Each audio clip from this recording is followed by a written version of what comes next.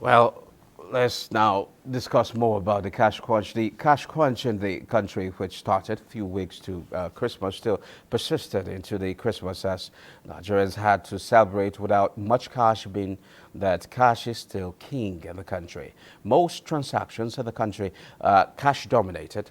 It is said that the survival of small businesses and ease of doing business transactions in the informal sector rest on cash.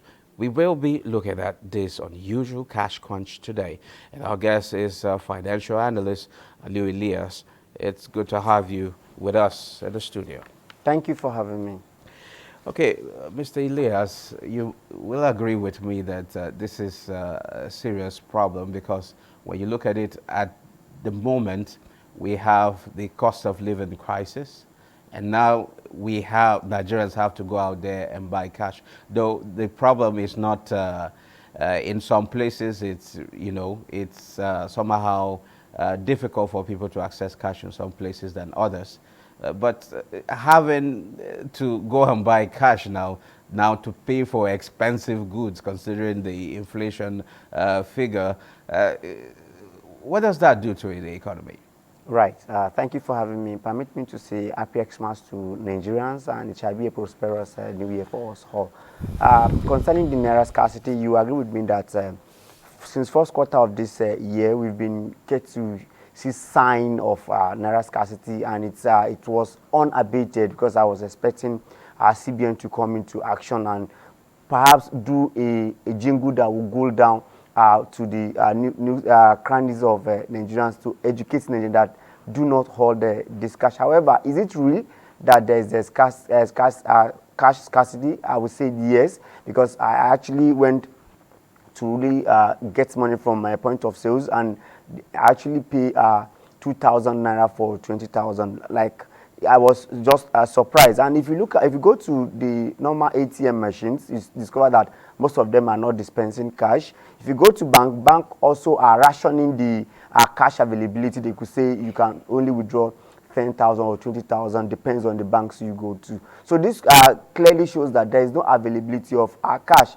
Money Deposit Bank also comes out that they also came out that they do not have get cash from the central bank. I will agree that it may not be the challenge of the present CBN governor, but like you know, the Naira redesign of last year that spring up to early this year has actually affected a lot of things, and it clearly shows that there was not enough printing of Naira in circulation, because you recall that even at the time they want to like stop the old Naira, it still shows that there is no enough. So but I expect... But the CBN is saying that there's enough cash in circulation, and also that POS operators, there's this likely possibility or alleged possibility that POS operators are conniving with banks.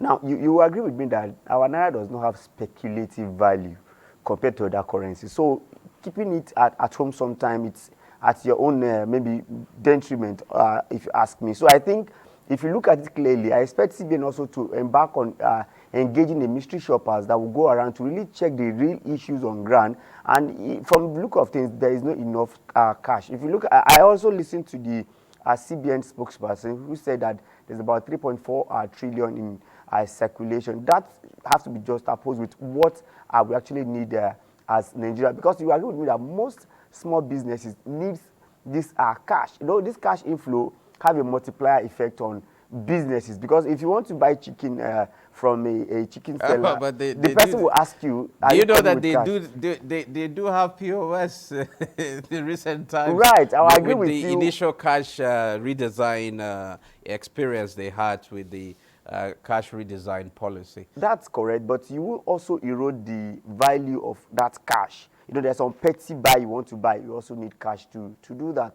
And I also want to also challenge this CBN governor. If you ask me, there's this some things that the past governor has been doing in Emefiele, especially e-Naira. E-Naira, since then, we don't get to hear anything about e-Naira. And if you ask me, I expect them to push it further. Maybe that could have even cushioned this effect to some level. Perhaps if you look at e-Naira, I think if you say you want to pay maybe some civil servant through this e-naira, it will also transcend down to other people because they will also pay other people. By so doing, we engage in using. So you cannot just stop all those policies too. You pick the one that is better for Nigeria, then we move ahead. But I think CBN need to do something urgent because if this spill to next year is not good for the economy and it will affect the expected income that Nigeria is supposed to realize. Now it looks like the POS operators are making a brisk business from this whole thing. That the question now is, has the cash scarcity come here to stay for a while, or is it going after the celebrations? Well, for me, before the celebration, there is a sign of cash scarcity already. As at November, you see that it has started crept in gradually. So going forward now, it's CBN and that should swing into action by educating the public not to hold naira. Also by setting up a mystery shopper who could easily, you know, as in an undercover, go to this POS operator, go to money deposit banks and pretend to get this money. If they now caught them red-handed, I think they can also bring them to book, and maybe that will sound as a detriment to other ones that will want to do such things. So I think CBN still have the responsibility to ensure that they actually control the market, as it's their sole responsibility to do so. The era of physical currency is fading, and the world is going cashless. Do you think the cashless situation is preparing Nigerians for that digital and cashless era? Are we prepared for it? Now, if you ask me, Nigeria is not doing bad in terms of digital platform. Perhaps if you want to pay most things now, maybe school fee and whatever, you hardly pay cash these days. If you ask me, majority of Nigeria do transfer and they do use all, and there is also financial inclusion to an extent in Nigeria because there is no any particular part of Nigeria that you go that you not find a POS, or even you can even use USSD to pay a lot of money. So we have tried to do that, but there is also a need to have some considerable amount of cash in the public. This will help us to do, you know, small buy that you need to buy. You can, as it is now, there are some things that you still need to buy. The person will say, I also need cash to buy from the next person, especially a small business. So I think we need considerable amount of cash in circulation to actually balance the digital platform, as it were. Now, let me have your thought on this. Some say that there's no enough deterrent because it seems like the alleged connivance with POS and the banks, it's like there's no punishment so far. We have not seen anything. Do you agree with that? Well, when we have this new CBN, most of us are very happy that it's not from conventional or it's not coming directly from banks to become CBN. He has actually working different. So we expect him not to also look at this bank, among deposit bank, behaving the way that is not accepted. So I think there should be a appropriate sanction for POS operator who decide to hold money or decide to increase it, and also among deposit bank who decide not to give this money out to the appropriate people that are expected to get perhaps this rationing of money. If you go to bank will say you can only get 10,000. So who is monitoring this bank? It is still the responsibility of the Central Bank of Nigeria. So the onus is still on Central Bank to ensure that there's appropriate sanction, bring them to book, shame them publicly. You know, by so doing, other people will not want to embark on such a trajectory to really undermine Nigeria economy. It have a huge undermining effect on the Nigeria economy, and it should be tamed as early as possible. If it's not tamed, the expected revenue that even the government is expecting 18.5 trillion in 2024 might not be realized if all these little problems are not addressed as appropriate. You know, printing cash is very expensive, and you know that you and me knows that there's no sustainability to this.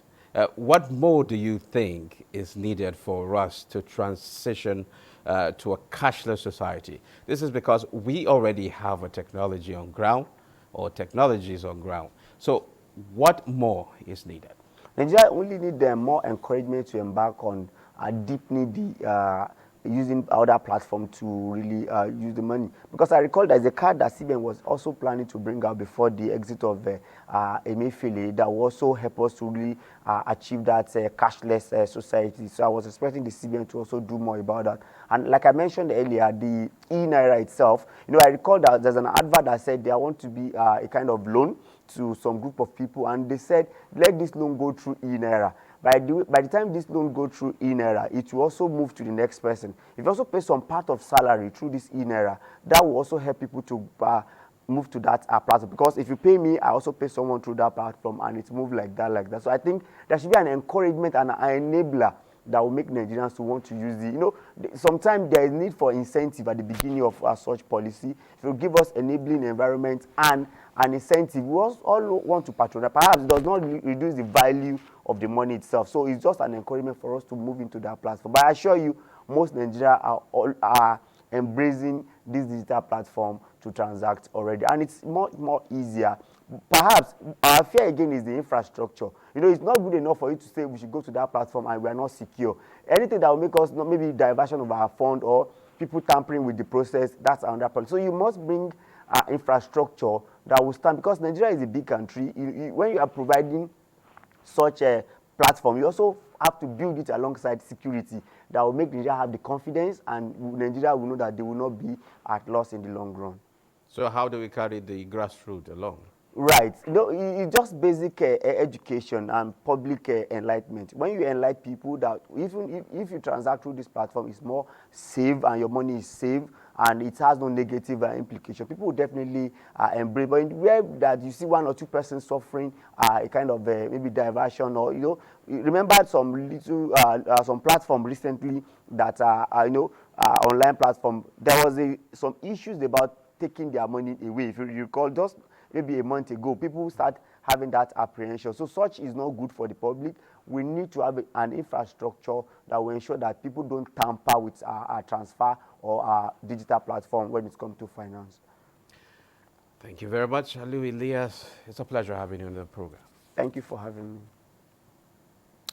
And our energy oil prices were little change on Tuesday as investors focus on geopolitical tensions in the Middle East and optimism the U.S. Federal Reserve will soon start cutting interest rates, lifting global economic growth and fuel demand.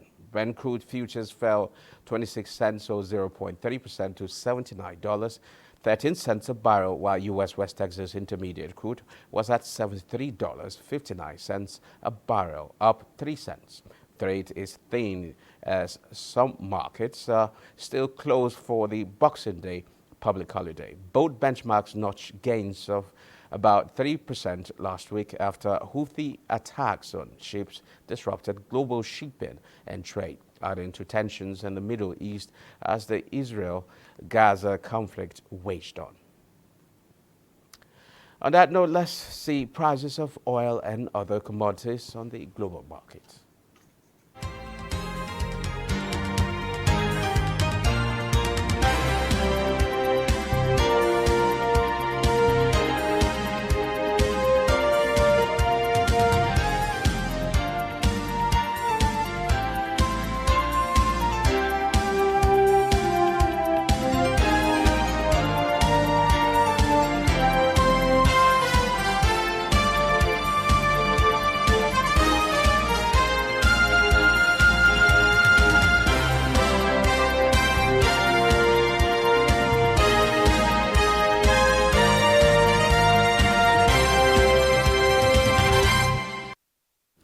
Now let's head to capital market. Most Gulf markets gain as U.S. inflation moderate. However, most stock markets around the world remain closed for the Boxing Day holidays. Here's a look at some markets.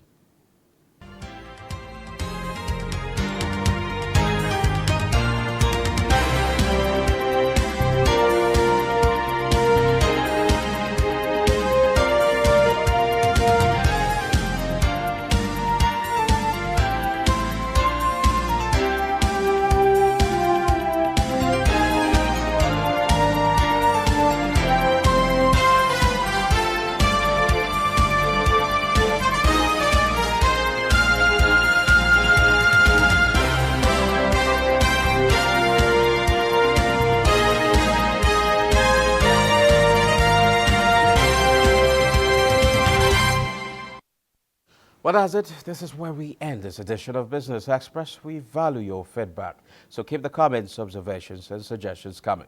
Be informed that all previous episodes are available on YouTube on the NTA's channel. Business Express returns Wednesday at 3 p.m. I'm Musa Abakar. Enjoy the rest of your day. Happy Boxing Day.